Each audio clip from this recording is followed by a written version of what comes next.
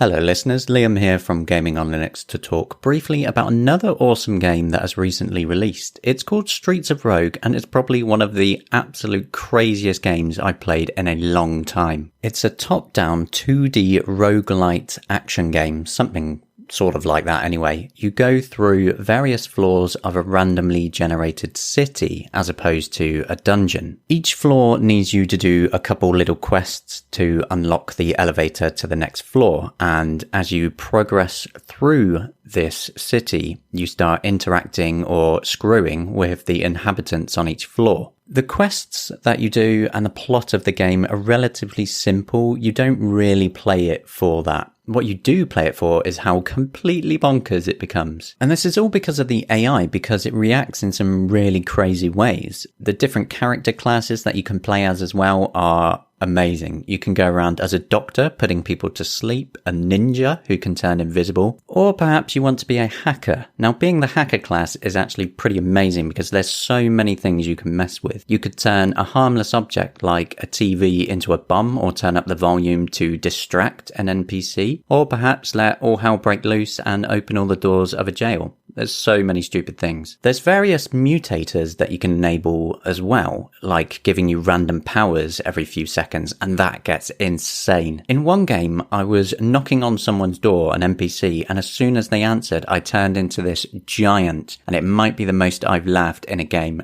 ever. Streets of Rogue is a game about all the little things. Added together, it creates a very intoxicating mix that you will not want to put down. And it gets even better when you play it with friends as well. You can have it with up to 4 people, both locally and online. The developer behind Streets of Rogue actually made some comments about Linux support, noting that the Unity game engine made it really easy for them. However, they did mention that it has low sales on Linux, so if it wasn't as easy as it was thanks to Unity, they probably wouldn't have done it. Thankfully, in this case though, the barrier of entry for the developer was low, and that makes me happy, as Streets of Rogue is now one of my favourite indie games on Linux.